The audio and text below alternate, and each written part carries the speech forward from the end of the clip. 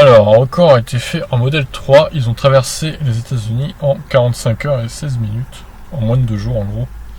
Voyons un peu comment ils ont fait ces jeunes gens. Il y a quelques semaines, une famille suisse était fière de battre un record à bord d'une voiture électrique installée dans une modèle 3. Elle a rallié les côtes est et ouest des États-Unis 4562 km en 48 heures et 10 minutes. La précédente marque s'établissait à 50 heures et 16 minutes. Il a été pulvérisé dans la foulée par 2 Américains qui ont baissé la marque à 45 heures et 16 minutes. Donc apparemment, il y a une course de rapidité pour traverser les États-Unis. C'est une grande mode avec les possesseurs de modèle 3.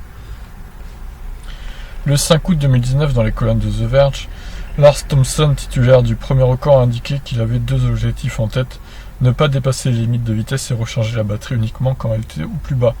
Durant ces 2 jours intensifs, il s'est arrêté à 19 superchargeurs et a pu compter sur la fonctionnalité autopilote pour reposer un peu son esprit quand la route le permettait. Alors, New York, Los Angeles en moins de 2 jours. Ouais, du coup, voilà, c'est ça, côte est à côte ouest.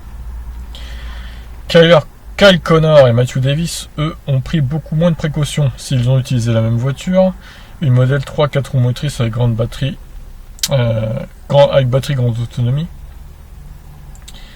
ils n'ont pas hésité à procéder à quelques modifs pour améliorer l'aéro. Ils ont abaissé la voiture, ils ont évité d'utiliser l'autopilote trop respectueux du code de la route et ont parfois roulé très vite. Très vite. D'accord, donc ils ont un peu triché en gros. C'est illégal, mais nous n'avons pas mis la vie des autres en danger, nous avons fait très attention à cela. Donc les mecs s'en vantent en fait d'avoir fait des excès de vitesse. Ok, ils vont avoir des problèmes.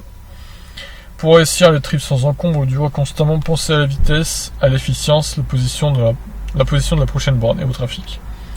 Kyle Connor, qui entend promouvoir la mobilité électrique avec ce record, estime qu'il faudrait des améliorations sur la technologie des batteries et ou une conduite moins respectueuse des lois pour faire mieux. Mais c'est faisable, souffle-t-il. L'arrivée des superchargeurs V3 qui chargent encore plus vite peut aider à gagner quelques minutes. D'autres facteurs peuvent influencer le temps réalisé, le trafic, l'état des routes ou encore la météo. De son côté, Lars Thompson se montre très fiable. Nous sommes probablement les derniers à avoir réalisé le cannonball dans les limites de la loi. Il va même rencontrer les nouveaux gagnants pour parler d'éventuelles collaborations futures. Ok, bon. C'était un peu la news pas très utile du jour concernant le modèle 3. Ils ont fait des excès de vitesse en gros pour battre le record de traverser les États-Unis en moins de 2 jours. Bon, voilà.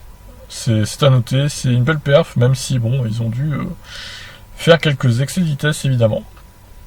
Sur ce, je vous laisse. Ciao.